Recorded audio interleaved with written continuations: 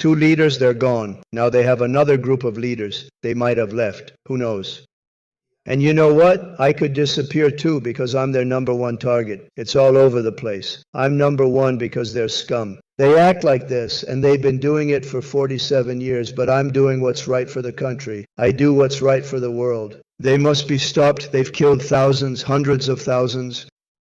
They killed 52,000 people in recent protests. So when you say we're not doing well, I think we're phenomenal. Our military has been incredible.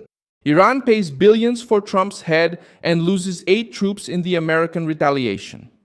The crisis erupted on Wednesday, July 8, 2026, with Donald Trump in Ankara, Turkey, during the NATO summit, saying that the Iranian regime wants him dead and that he is at the top of Tehran's target list. At the same time, Iranian state media admitted casualties in southern Iran after United States attacks on areas linked to the king's military force. The American government claims that the response came after attacks on commercial vessels in the Strait of Hormuz, a vital route for energy and trade. Trump did not back down. He said he doesn't want to waste any more time with the regime that threatens ships, bases, and American leaders, and he maintained the stance of preventing Iranian nuclear advancement, even at personal risk.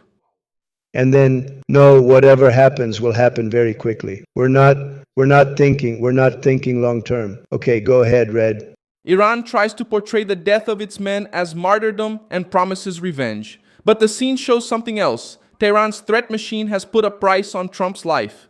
What is the regime hiding? How does this retaliation change things? I'll explain in a moment. If you like this kind of straightforward and no-nonsense content, consider subscribing because we have videos like this every day. The American attacks began after the United States Central Command accused Iran of targeting 3 commercial vessels passing through the Strait of Hormuz. The American accusation is that the action was dangerous, unjustified, and a clear violation of the ceasefire.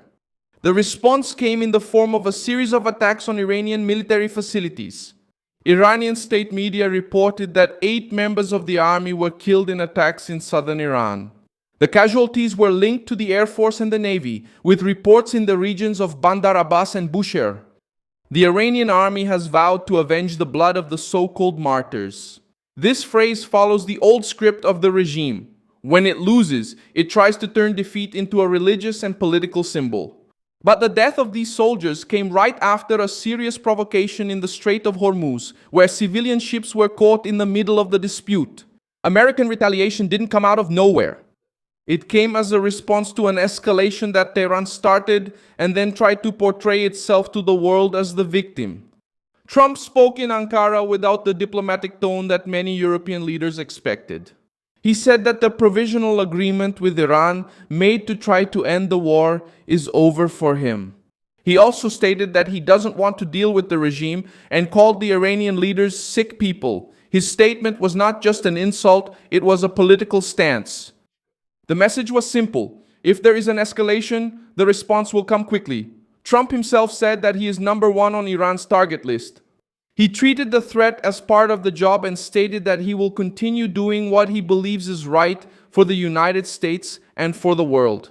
He should have told. He's a good reporter. He should have said it earlier. Maybe he wouldn't have run away. It's a very dangerous profession.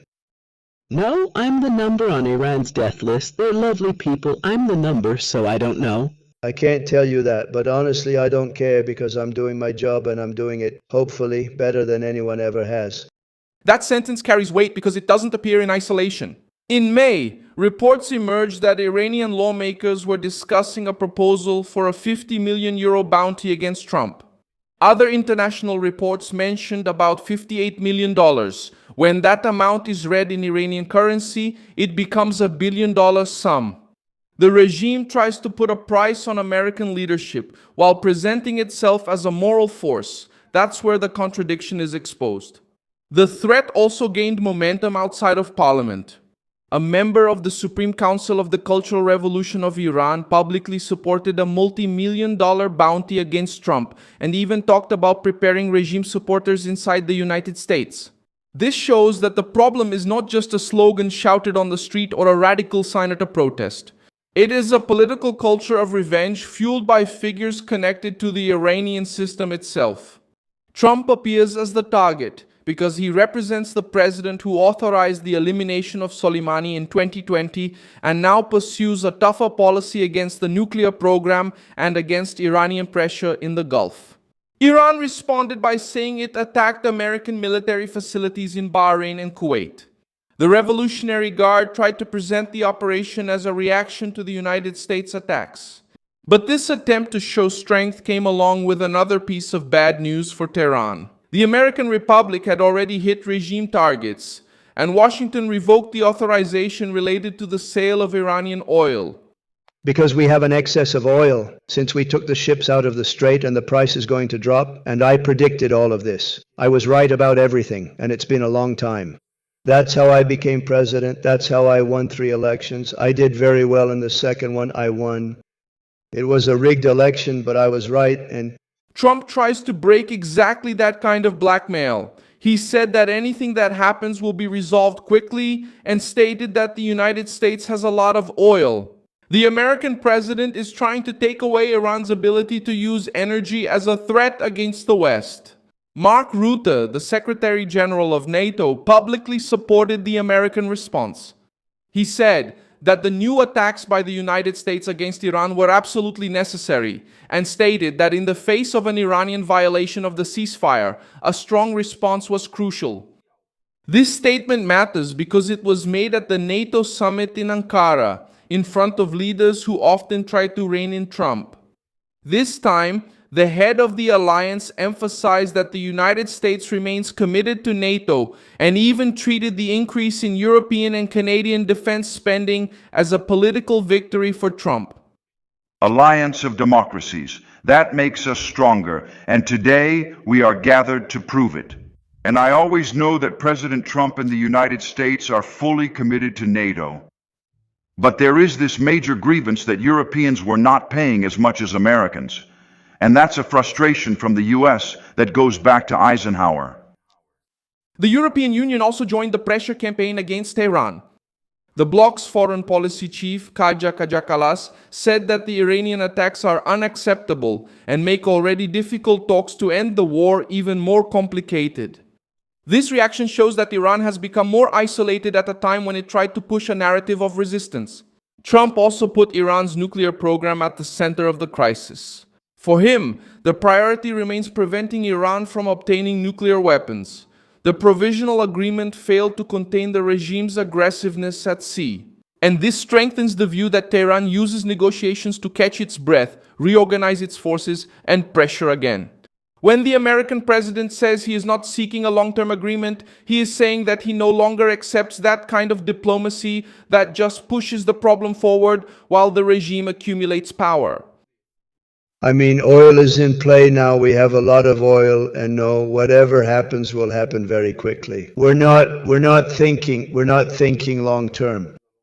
Amid this pressure, Trump raised accusations of internal repression in Iran. He claimed that the regime killed 52,000 protesters in the last 3 months. They need to be stopped and have already killed thousands, hundreds of thousands of people. They killed 52,000 protesters in the last 3 months. Trump brought to the international table what Tehran tries to hide at home.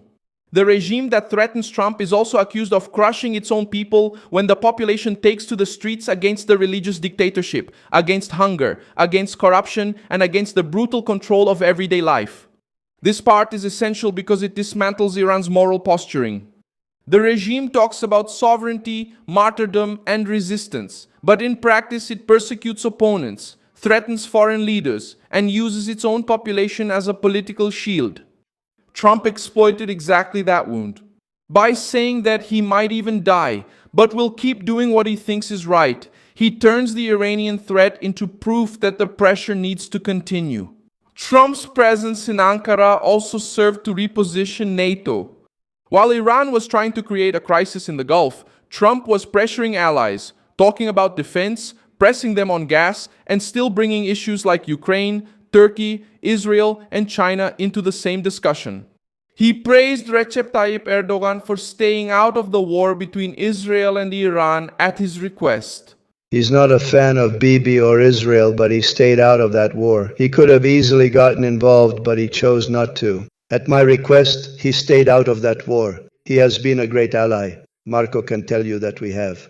And he indicated that he is still considering decisions involving F-35 fighter jets for Turkey. It's a NATO country. So, whether we're going to do this or not, I haven't fully decided yet. But I would say that he did everything. He helped us in many ways. And you know who else has been good to us? China. The statement irritates sectors that prefer predictable diplomacy, but it shows how Trump uses each response to shake up the game and keep opponents from knowing what his next move will be. Israel is watching these developments closely. Tension with Turkey has grown because Erdogan has toughened his rhetoric against Israel, while Israeli figures treat Ankara as a possible strategic threat in the future. Even so, Trump tried to use his relationship with Erdogan as a brake to prevent the war from spreading. The message is uncomfortable for all sides. Washington wants to prevent Iran from advancing, but also wants to control who gets in and who stays out of the conflict. The crisis now continues with 3 open fronts. In the Gulf, the Strait of Hormuz remains a point of tension for ships and markets. In Ankara, NATO tries to show unity, while Trump forces allies to choose sides. In Tehran, the regime tries to hide its losses behind the promise of revenge. The question is, how many times will the regime still test Trump before finding out that threats against the American president, commercial ships, and the nuclear program will not be treated as mere propaganda talk? Thank you very much for watching this video until the end. Support our project and contribute financially through the Pix key that appears on your screen. We are an independent channel, committed to keeping you truthfully informed. Your contribution helps us keep going.